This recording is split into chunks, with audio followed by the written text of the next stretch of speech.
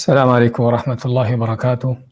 الحمد لله رب العالمين، والصلاة والسلام على رسوله الكريم وعلى آله وصحبه ومن سار على نهجه إلى يوم الدين وسلم تسليما كثيرا. أما بعد،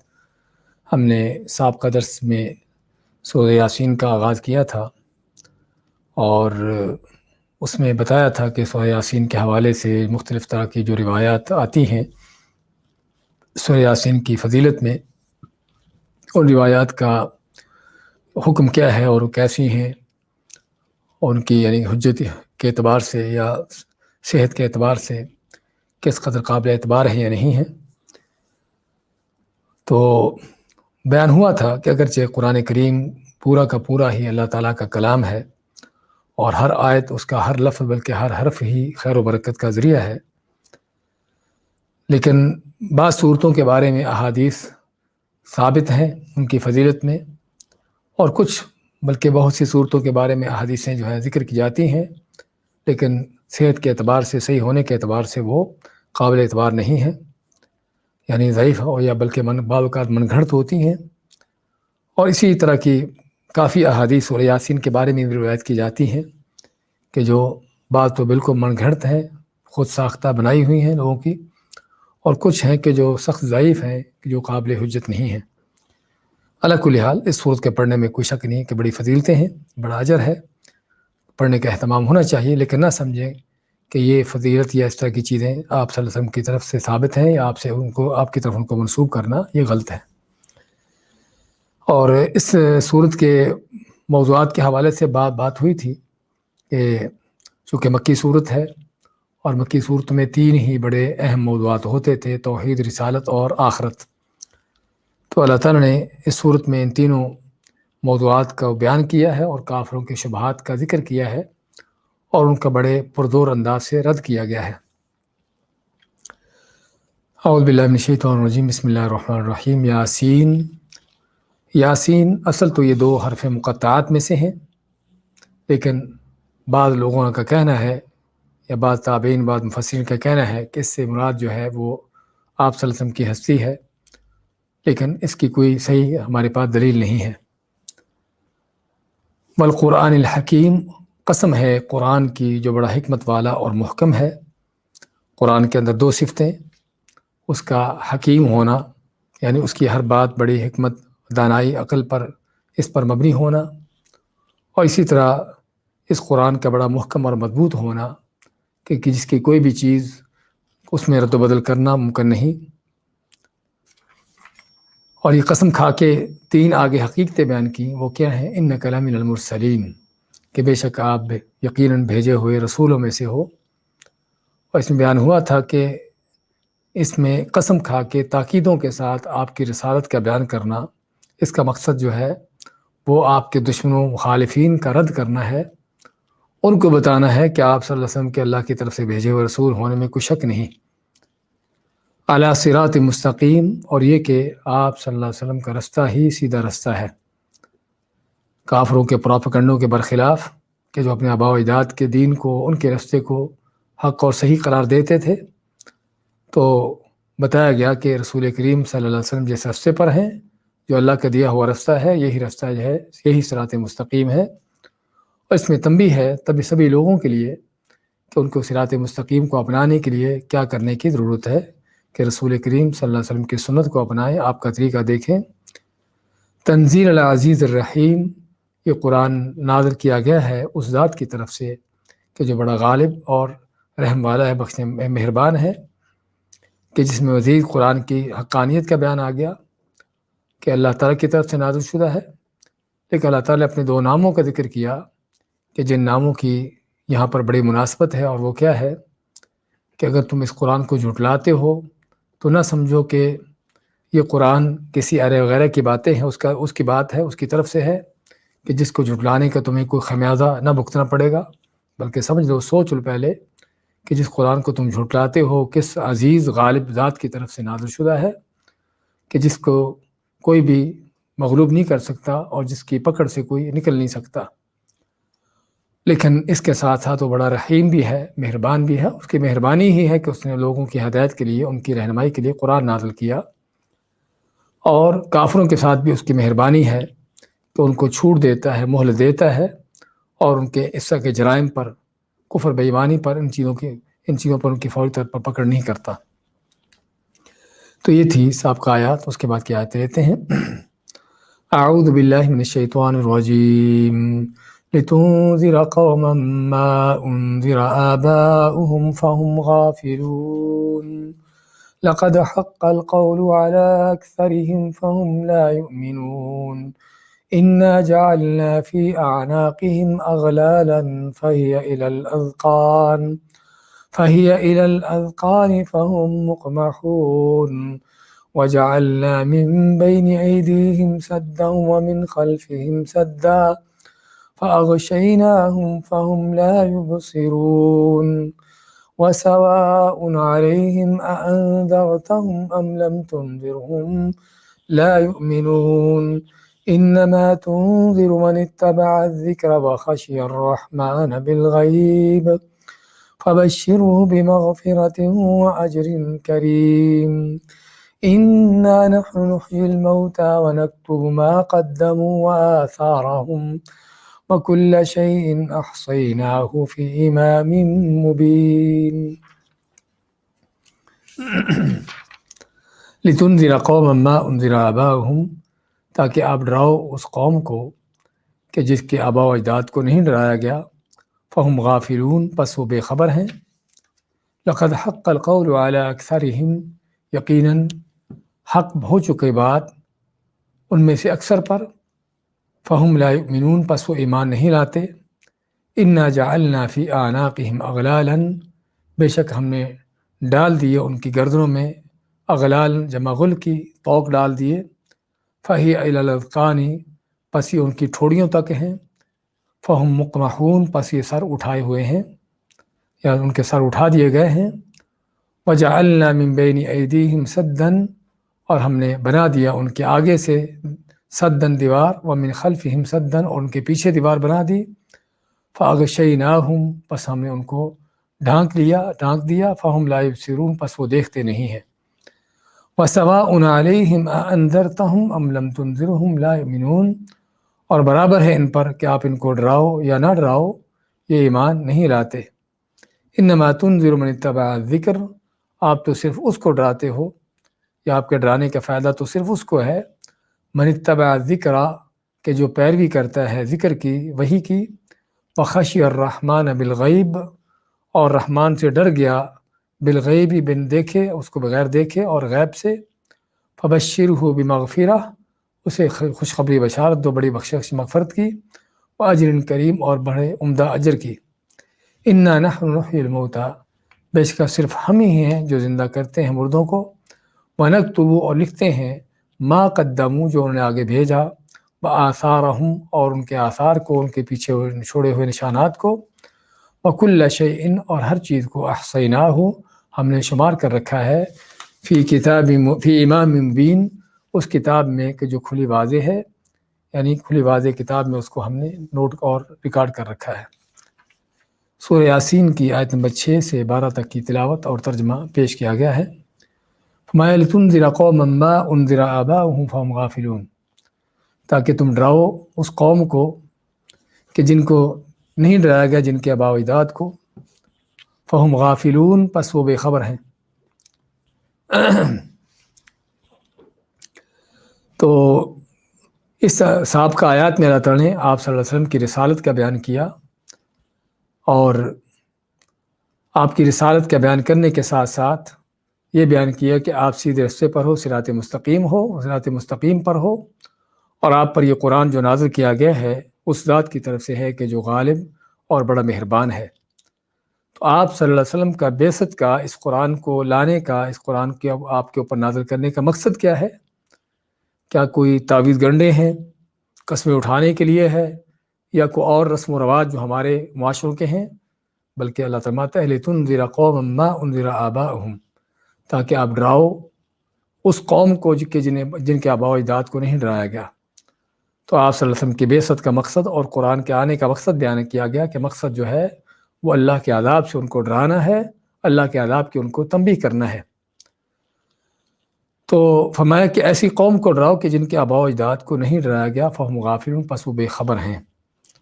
اس سے کیا مراد؟ اس سے مراد جو ہے وہ یہ ہے کہ رسول کریم صلی اللہ علیہ وسلم جو ہے وہ رسولوں کے ان کے سلسلہ بند ہو جانے کے ایک عرصے کے بعد آئے، یعنی عیسیٰ علیہ السلام جو کہ آپ سے پہلے آخری نبی رسول تھے، وہ اور آپ کے درمیان تقریباً 650 سال کا فرق ہے۔ حالانکہ اس سے پہلے انبیاء مسلسل آتے رہتے تھے اور لگاتار آتے رہتے تھے، تو لیکن عیسیٰ علیہ السلام کے بعد سے لے کر 650 سال تک کوئی نبی رسول نہیں آیا۔ اس کے بعد آپ صلی اللہ علیہ وسلم کی بعثت ہوئی، تو باقی طور پر آپ کی بعثت ہونے تک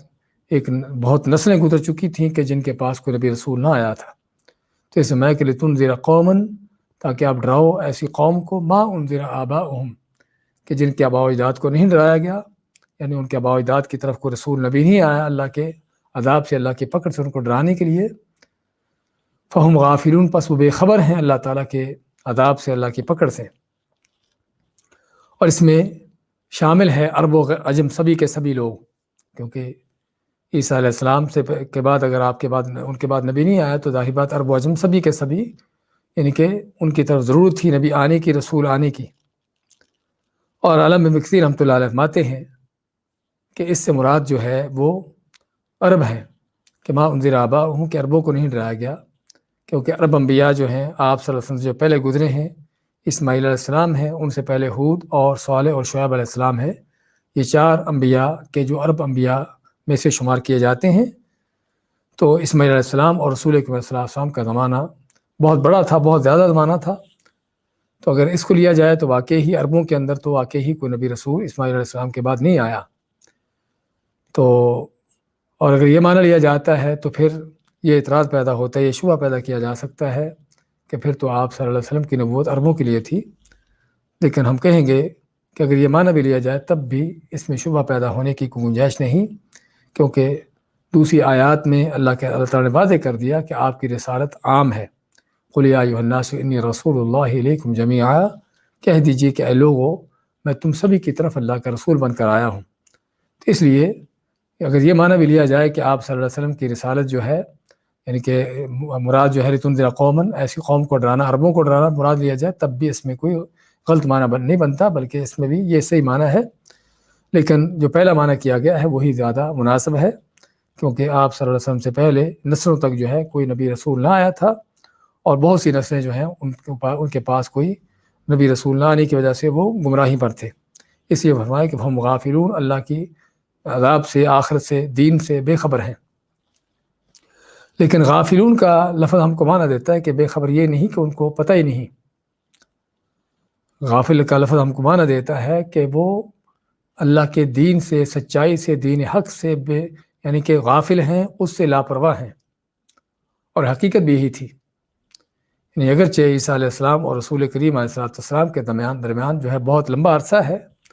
لیکن اس کے باوجود بھی انبیاء کی تعلیمات موجود تھیں۔ آپ کے زمانے میں ہی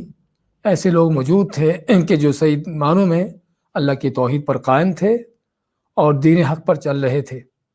کوئی دین ابراہیمی کے ماننے والے جس طرح کہ زید بن عمرو بن نفیل، اور کوئی ان کے بعد آنے والے جو انبیاء تھے ان کتابوں کو ماننے والے، جس طرح ورقہ بن نوفل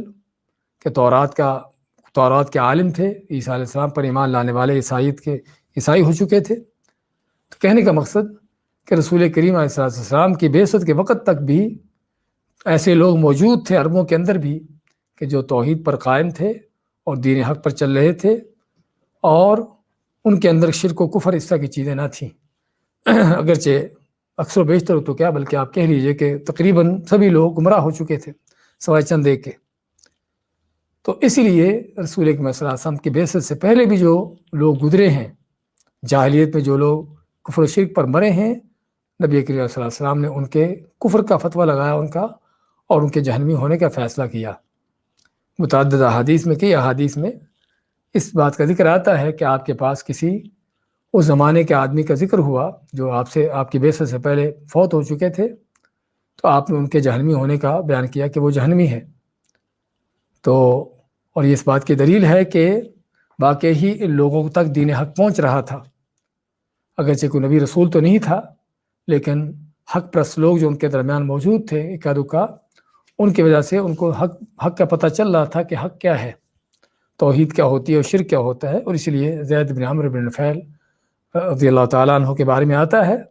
کہ وہ لوگوں کو جو ہے شرک سے منع کرتے تھے، بتوں کی پوجا سے منع کرتے تھے، لیکن لوگ ہیں کہ اپنے تعصب ہردرمی میں، اپنے آباء و اجداد کے اندھی تقلید میں وہ چلے جا رہے تھے اور رکتے نہیں تھے، اور اسی وجہ سے ان کو کافر قرار دیا گیا، اور اسی وجہ سے ان میں سے کفر پر مرنے والوں کو جہنمی قرار دیا گیا۔ اور اس میں وہ شبہ پیدا نہیں ہوتا کہ اگر آپ سے پہلے اتنا عرصہ کوئی رسول نہیں آیا تو پھر ان لوگوں کو عذاب کیسے ہوگا، جبکہ اللہ تعالیٰ فرماتا ہے وما كنا معذبین حتی نبعث رسولا، کہ ہم جب تک کسی رسول کو نہیں بھیجتے اس وقت تک عذاب نہیں دیتے۔ تو اس کا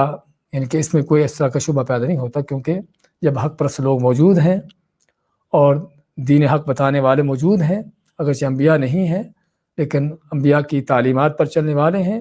اور انبیاء کی تعلیمات کا اثرات ابھی تک پھیلے ہوئے تھے، ابھی تک باقی تھے، تو اس کا معنی یہ ہے کہ اس وقت کے لوگوں کو چاہیے تھا کہ انبیاء کی تعلیمات کو لیتے، شرک و کفر کو چھوڑتے، لیکن ان کا نہ چھوڑنا اور اپنے شرک و کفر پر باقی رہنا جرم تھا، تو اس لیے ان کو کافر قرار دیا گیا۔ ورنہ تو اصحاب فترت جو ہوتے ہیں، اصحاب فترت سے مراد وہ لوگ جن کے پاس کوئی نبی رسول نہ آیا ہو، کسی نبی رسول کی تعلیمات نہ پہنچی ہوں، اور وہ کفر و شرک پر ہی زندگی گزار کے مر گئے ہوں، تو ان کا معاملہ الگ ہے کہ قیامت کے دن اللہ تعالیٰ ان کی طرف کوئی رسول بھیجے گا کہ جو اللہ تعالیٰ کے احکامات ان کو دے گا، اور جو احکامات کو مانیں گے ان کی بخشش ہو جائے گی، اور جو نہیں مانیں گے ان کو جہنم میں ڈالا جائے گا۔ مختلف طرح کی اس طرح کی روایات ملتی ہیں کہ اس طرح کے لوگ جن پر دنیا میں حجت قائم نہیں ہوئی، دنیا میں جن تک کوئی دین نہیں پہنچا، ان کو قیامت کے دن جو ہے اس طرح سے آزمایا جائے گا۔ لیکن جن لوگوں تک دین پہنچ رہا ہے، چاہے وہ بعض اوقات غلط پراپیگنڈوں کی وجہ سے وہ غلط انداز سے کیوں نہ پہنچتا ہو، تب بھی ان پر فرض ہے کہ وہ دین حق کو تلاش کریں اور دیکھیں کہ صحیح کیا ہے۔ یعنی اگر ہم آج کے دور کے حوالے سے بات کریں تو آج بھی بہت سے دنیا کے خطوں میں، علاقوں میں جہالت ضرور ہے، اور لوگ دین حق سے جاہل ہیں، لیکن جاہل ہونے کا معنی یہ نہیں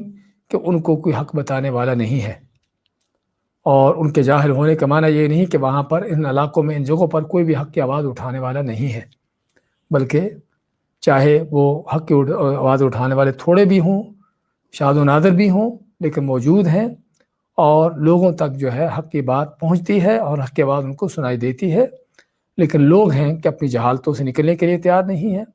اپنے آباء و اجداد کے اندھی تقلید کو چھوڑنے کے لیے تیار نہیں ہیں، جس شرک و کفر اور گمراہیوں کے اندر پڑے ہیں اسی میں اندھے ہو کر چلے جا رہے ہیں۔ تو یہ ان لوگوں کا جرم ہے، نہ کہ ان پر حجت قائم نہ ہونے کا معاملہ ہے۔ اور اس لیے ایسے ماحول معاشروں کے اندر رہنے والے لوگ اگر شرک کرتے مرتے ہیں تو ان کا اللہ کے ہاں کوئی عذر نہیں ہے۔ لیکن جس طرح بتایا ہے کہ بعض ممکن ہے اب بھی کسی افریقہ کے جنگلوں میں، کوئی دور دراز دنیا کے خطوں میں ایسے لوگ ہوں کہ جہاں پر کوئی دین حق کی کوئی بات نہ پہنچی ہو، نہ کوئی کہنے والا نہ کوئی سنانے والا ہو،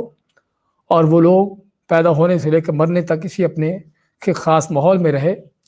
کہ جہاں پر انہیں اس کے سوا کو اور دوسری بات سنی نہیں نہ دیکھی۔ ہاں، ان کے لیے ہم کہہ سکتے ہیں کہ قیامت کے دن عذر ہوگا کہ اللہ تعالیٰ ان کا امتحان، ان کی آزمائش کرے گا۔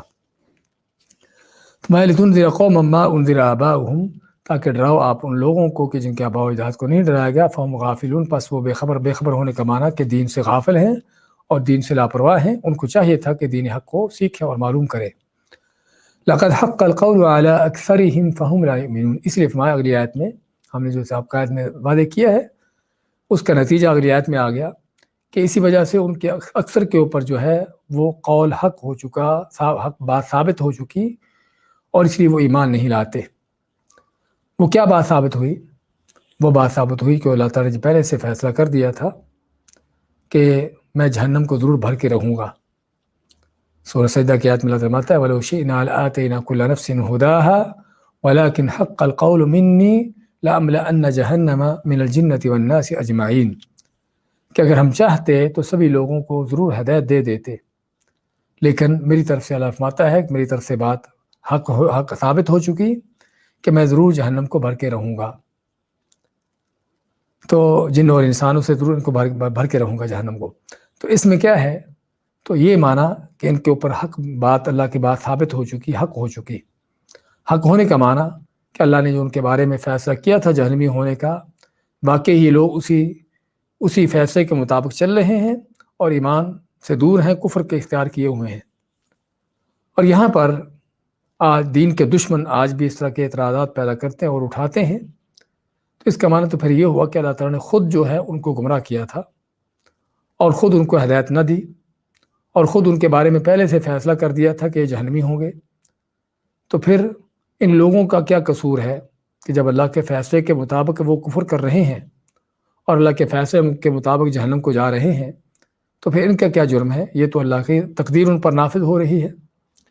یہ بہت بڑا ایک شبہ ہے جس کو سمجھنے کی ضرورت ہے۔ تو اس شبے کا جواب یہ ہے، قرآن کریم میں مختلف آیتوں میں اللہ نے اس کا جواب دیا ہے کہ اللہ تعالیٰ اگر کسی کو گمراہی پر چھوڑتا ہے، ہدایت سے محروم کرتا ہے، تو وہ بھی اس کا اپنا ہی جرم ہوتا ہے، اپنے ہی جرائم کی وجہ سے وہ ہدایت نہیں پاتا۔ تو چنانچہ دوسری سورہ بقرہ کے آغاز میں ہی اللہ تعالیٰ نے اس چیز کا ذکر کیا ہے، یضل بہ کثیرا ویہدی بہ کثیرا وما یضل بہ الا الفاسقین۔ اللہ نے مکھی کی مثال دی، مچھر کی مثال دی وہاں پر کہ مکھی اللہ تعالیٰ بنانے پر اس کی مثال دیتا ہے۔ تو اللہ ماتا ہے کہ اس طرح کی مثالوں کو پڑھ کر بعض لوگ تو گمراہ ہوتے ہیں اور بعض لوگ ہدایت پاتے ہیں۔ تو اللہ ماتا ہے اس طرح کی چیزوں سے اللہ بہت سے لوگوں کو گمراہ کرتا ہے اور بہت سے لوگوں کو ہدایت دیتا ہے، کچھ لوگوں کو ہدایت دیتا ہے۔ لیکن جو گمراہ ہوتے ہیں وہ گمراہ کیوں ہوتے ہیں؟ وما یضل بہ الا الفاسقین۔ اللہ ماتا ہے کہ نہیں، اللہ تعالیٰ گمراہ کرتا ہے اس سے مگر فاسقوں کو۔ معلوم ہوا کہ آدمی کا فسق و فجور، اس کی نافرمانی، اس کے اللہ کے احکام سے روگردانی، یہ اس کا جرم ہے کہ جس جرم کی وجہ سے اس کو ہدایت نہیں ملتی۔ اسی طرح سورۃ زخرف میں اللہ تعالیٰ کا فرمان ہے، وَمَن يَعْشُ عَن ذِكْرِ الرَّحْمَنِ نُقَيِّضْ لَهُ شَيْطَانًا فَهُوَ لَهُ قَرِينٌ، کہ جو بھی اللہ کے ذکر سے، رحمان کے ذکر سے لاپرواہی کرتا ہے، منہ پھیرتا ہے، تو اللہ ماتا ہے کہ پھر ہم اس کے ساتھ شیطان مقرر کر دیتے ہیں کہ جو اس کو گمراہ کرتا ہے۔ تو یہاں پر شیطان مقرر ہونے کی وجہ کیا ہے؟ اس کا اللہ کے دین سے، اللہ کے ذکر سے منہ پھیرنا، اعراض کرنا۔ اور سورۃ النعم میں اللہ تعالیٰ کا فرمان ہے، وَنُقَلِّبُ أَفْئِدَتَهُمْ وَأَبْصَارَهُمْ كَمَا لَمْ يُؤْمِنُوا بِهِ أَوَّلَ مَرَّةٍ، کہ ہم ان کے دل اور آنکھیں پلٹتے ہیں اس وجہ سے کہ جو انہوں نے پہلی بار ایمان نہ لائے، یعنی حق اور ہدایت کی بات ان کے پاس آئی، انہوں نے ٹھکرا دیا، تو اس ٹھکرانے کے نتیجے میں اب کیا ہے کہ آئندہ کے لیے بھی وہ حق اور ہدایت سے محروم ہو گئے۔ اس طرح کی آیات قرآن کریم میں کئی جگہوں پر آتی ہیں کہ جس کا اگر غور کیا جائے تو پتہ چلتا ہے کہ اصل انسان کی گمراہی خود ہی وہ اس کا سبب ہے۔ ہاں، اللہ نے جو اس کی تقدیر میں گمراہی لکھی تھی، اس کو کفر لکھا تھا، اس کا جہنمی ہونا لکھا تھا، وہ اللہ نے اپنے سابقہ علم سے لکھا تھا۔ اللہ کو پہلے سے پتہ تھا کہ یہ شخص جو ہے یہ ایمان نہیں لائے گا، کفر اختیار کرے گا اور اللہ کے احکام کے خلاف چلے گا، اور جو ہے اس کو یہ جہنمی ہوگا۔ اللہ کے وہ تقدیریں جو ہیں وہ اللہ تعالیٰ کے سابقہ علم کے ساتھ ہیں، نہ کہ اللہ نے وہ تقدیر کسی بندے پر ٹھونسی ہوئی ہے۔ جس طرح کہ ہم بعض اوقات اگر اللہ تعالیٰ کے معاملات اور بندوں کے معاملات میں کسی طرح کا موازنہ نہیں، لیکن صرف بات کو سمجھانے کے لیے، بات کو قریب کرنے کے لیے، کہ کلاس کے آخر میں ٹیچر جو طالب علموں کو دیکھ چکا ہوتا ہے اور ان کے معاملات کو جان چکا ہوتا ہے، کون محنت میں کر رہا ہے کون نہیں کر رہا، تو ٹیچر کسی طالب علم کے بارے میں جس کو دیکھتا ہے کہ بالکل نل ہے، بیکار ہے اور محنت نہیں کرنے والا، اس کے بارے میں کہہ دیتا ہے کہ یہ پاس نہیں ہوگا، اور واقعی وہ نتیجہ آتا ہے وہ پاس نہیں ہوتا۔ تو اس وقت ٹیچر کو نہیں پکڑا جاتا کہ آپ نے کہا تھا کہ پاس نہیں ہوگا اس لیے فیل ہوا ہے، اگر آپ کہہ دیتے پاس ہو جائے گا تو ہو جاتا ہے، ایسے نہیں کہا جاتا، بلکہ پتہ ہوتا ہے کہ آدمی یہ طالب علم نل ہے، بیکار ہے، اور ٹیچر نے اسی وجہ سے اس کے بارے میں کہہ دیا تھا، امتحان سے پہلے، رزلٹ سے پہلے کہہ دیا تھا کہ پاس نہیں ہوگا۔ تو یہاں پر اگر ایک ٹیچر جو ہے کہ اندازہ لگا سکتا ہے اپنے طالب علم کے بارے میں، اور چیز کے امتحان سے پہلے سے ہی وہ اس بات کا اندازے کے مطابق کہہ سکتا ہے کہ فلاں طالب علم فیل ہوگا، تو اللہ تعالیٰ کی ذات تو عالم کان و ما یکون ہے، وہ ہر چیز کو جاننے والا ہے۔ اب یہ چیز بنی نہیں ہوتی، اللہ تعالیٰ کو پہلے سے پتہ ہے کہ چیز کیا ہوگی۔ اب یہ آسمان و زمین بھی پیدا نہیں ہوئے تھے، تو اللہ نے قلم کو پیدا کر کے قیامت تک ہونے والی ہر چیز کی تقدیر لکھ دی تھی۔ تو پھر اس اللہ کا علم جو ہے جس کو پہلے سے پتہ ہے کہ کون انسان کیا کرنے والا ہے، تو اس میں کوئی شک نہیں کہ یعنی کہ اللہ تعالیٰ کے اس علم کو جاننے کی ضرورت ہے۔ اور جب انسان اللہ تعالیٰ کے علم کو جانتا ہے، اللہ تعالیٰ کی ان چیزوں کو جانتا ہے، تو اس وقت پھر اس کے ہاں اس طرح کے شبہات پیدا نہیں ہوتے۔ یہ شبہات وہیں پر پیدا ہوتے ہیں کہ جن کو اللہ تعالیٰ کی معرفت نہیں ہوتی کہ اللہ کون ہے، اللہ کا علم کیا ہے۔ تو اس لیے اس طرح کے لوگوں کے بارے میں دوسری آیت میں اللہ تعالیٰ کا فرمان ہے ان الذین حقت علیہم کلمۃ ربک لا یؤمنون، کہ جن کے اوپر تیرے رب کی بات ثابت ہو چکی وہ ایمان نہیں لائیں گے۔ وَلَوْ جَاءَتْهُمْ كُلُّ آیَةٍ، اگرچہ ان کے پاس ہر طرح کی نشانی آیتیں آ بھی جائیں، حتیٰ یروا العذاب العلیم، یہاں تک کہ وہ دردناک عذاب کو کیوں نہ دیکھ لے۔ تو بات کر رہے تھے تو اللہ تعالیٰ نے یہ نہیں کہ ان کافروں پر، یعنی کہ مشرکوں پر، گمراہوں پر گمراہی ٹھونسی ہے اور ان کو جہنمی، ان کا فیصلہ پہلے کر دیا ہے اس لیے وہ جہنمی ہو رہے ہیں، بلکہ ان کے اپنے کرتوت و اعمال کی وجہ سے ہو رہے ہیں۔ اگر ہم سورۃ اللیل کی آیات کا ان کو گہرائی سے دیکھیں تو ہمیں واضح ہو جائے گا کہ کس طرح انسان ہدایت جو پاتا ہے، ہدایت پانے میں اس کا کیا کردار ہوتا ہے، اور جو گمراہ ہوتا ہے اس کی گمراہی میں اس کے اعمال کا کیا کردار ہوتا ہے۔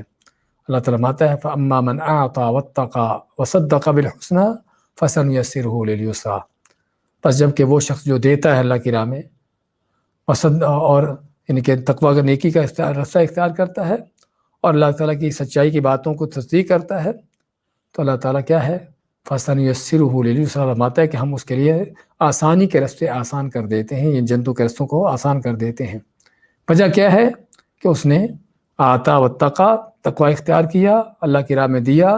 اور اللہ کی باتوں کی تصدیق کی، اس کے اعمال ہیں جن اعمال کے نتیجے میں اللہ تعالیٰ نے اس کو ہدایت پر چلا دیا۔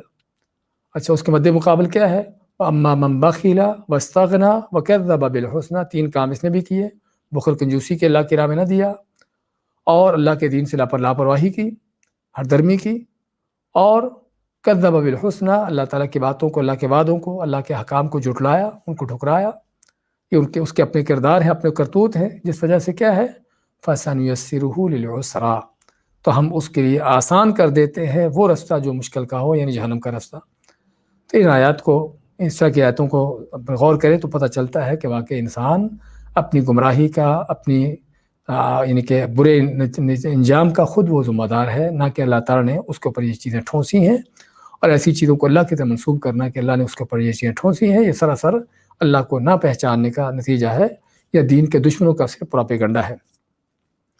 تو اس یہاں پر اللہ تعالیٰ کا فرمان لقد حق القول علی اکثرہم، ان میں سے اکثر کے اوپر جو ہے اللہ تعالیٰ کی بات سچ ہو چکی کہ ان کے جہنمی ہونے کی، فہم لا یؤمنون، پس اس یہ ایمان نہیں لاتے۔ اچھا، اسے آگے اس کا ذکر ہوا، اس کی تفصیل آتی ہے کہ کیا وجہ ہے ایمان نہ لانے کی۔ انا جعلنا فی اعناقہم اغلالا فہی الی الاذقان فہم مقمحون، بے شک ہم نے ڈال دیے ان کی گردنوں میں، جعلنا ڈال دیے ہم نے، فی اعناق جمع عنقی، اور ان کے معنی گردن، ان کی گردن میں ڈال دیے اغلال، اغلال جمع غل کی، اور غل کے معنی توق۔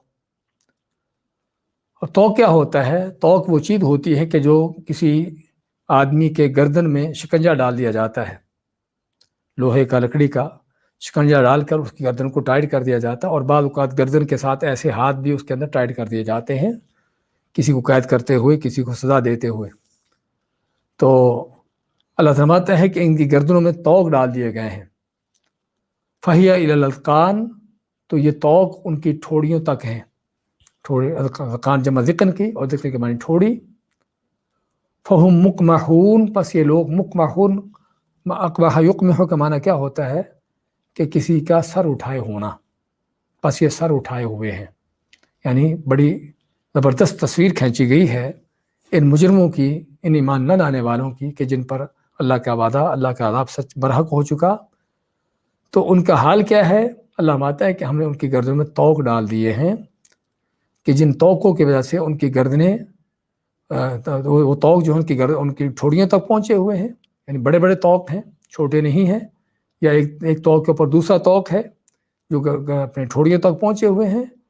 اور ٹھوڑیوں تک جب پہنچے ہیں تو پھر ظاہری بات آدمی کا سر جو ہے وہ اوپر اٹھا ہوا ہے، فہم مقمحون، پر یہ ان کے سر اٹھا دیے گئے ہیں۔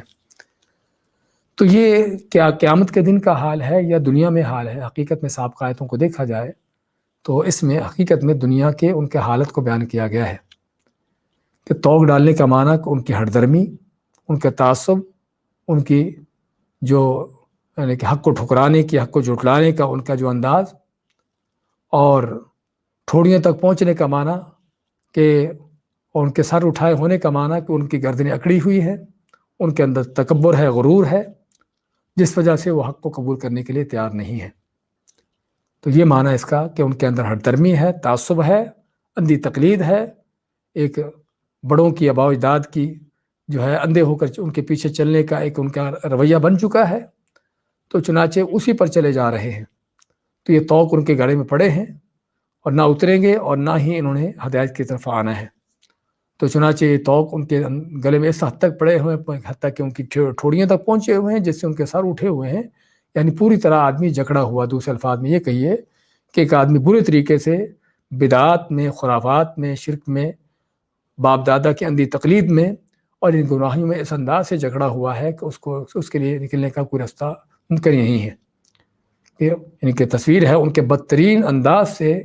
گمراہیوں میں جکڑے ہونے کی، گمراہیوں میں پڑے ہونے کی۔ اور اگر قیامت کے دن کے حوالے سے لیا جائے تو تب بھی ان کا نتیجہ یہ ہوگا کہ قیامت کے دن جہنم میں ان گمراہوں کا، ان ایمان نہ لانے والوں کا انجام کیسے ہوگا کہ گلوں میں طوق ڈالے جائیں گے۔ جہنم کے اندر جہنم کی جو سختیاں، عذاب ہیں وہ تو ہیں، اس کے ساتھ ساتھ یہ بھی عذاب مزید، اور یہ طوق جو ہے ان کی ٹھوڑیوں تک پہنچے ہوں گے، طے ہوں گے، اور ان کے سر جو ہے اٹھے ہوں گے، یعنی اس انداز سے یہ سزا میں مبتلا ہوں گے۔ اور دونوں تصویریں واضح ہیں کہ دنیا کے اندر جس انداز سے وہ یعنی کہ اپنے رسم و رواج میں، اپنی گمراہیوں میں مصر تھے، اس پر بضد تھے، اس پر ہٹ درمی سے چل رہے تھے، تو قیامت کے دن بھی اللہ تعالیٰ ان کو اسی طرح سے اس طرح کے عذاب میں جکڑے گا، تو جس میں ان کے ہدایت سے محروم ہونے کی وجہ بیان کی گئی ہے۔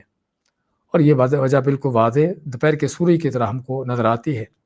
کہ کیسے متعصب کو، جاہلوں کو، اس طرح کے لوگوں کو دیکھا جاتا ہے کہ ان کو قرآن و سنت کی ہر طرح کی باتیں سنا دیں، لیکن ہم تو فلاں ہوتے ہیں، ہم تو ایسا ہی کریں گے، ہم تو نہ مانیں گے۔ تو اسی ان کے نہ ماننے کی وجہ یہ ہے، اور بلکہ آگے اگلی آیتوں میں، آیت نمبر 11 میں اس کی تفسیر آ بھی رہی ہے، انما تنذر من اتبع ذکر، کہ آپ تو صرف ان کو ڈرا سکتے ہو کہ جو ذکر کی، وحی کی پیروی کرتا ہے۔ تو جب انہوں نے وحی کو سننا ہی نہیں، وحی کو دیکھنا ہی نہیں، وحی کو جاننا ہی نہیں ہے، تو پھر ظاہری بات ایسے لوگوں کو وحی سنانے کا، ان کو باتیں کرنے کا ان کو فائدہ نہیں، جنہوں نے نہ ماننے کا تہیہ اور فیصلہ کر لیا ہوا ہے۔ تو یہ معنی انا جعلنا فی اعناقہم اغلالا، کہ ہم نے ڈال دیے ہیں ان کی گردنوں میں طوق، فہی الی الاذقان، پس یہ طوق ان کی ٹھوڑیاں تک پہنچے ہوئے ہیں، فہم مقمحون، پس یہ ان کے سر اٹھا دیے گئے ہیں، یعنی حق سے، ہدایت سے اس انداز سے محروم کر دیے گئے ہیں ان کی تعصب، ہٹ درمی اور ان کی گمراہیوں کی وجہ سے۔ وجعلنا من بین ایدیہم سدا ومن خلفہم سدا فاغشیناہم فہم لا یبصرون۔ ہاں، یہ آیت بھی پہلی آیت کا نتیجہ ہے کہ جب گلے میں طوق پڑ گئے اور تعصب، ہٹ درمی، اس میں آدمی جکڑ گیا، ہاں اس میں جکڑنے کی وجہ سے پھر ہوتا کیا ہے، آدمی حق سے اندھا ہو جاتا ہے اور حق کی باتیں اس سے غائب ہو جاتی ہیں، حق تک پہنچنا اس کے لیے ناممکن ہو جاتا ہے۔ تو ما وجعلنا من بین ایدیہم سدا، کہ ہم نے ان کے آگے بند بنا دیے،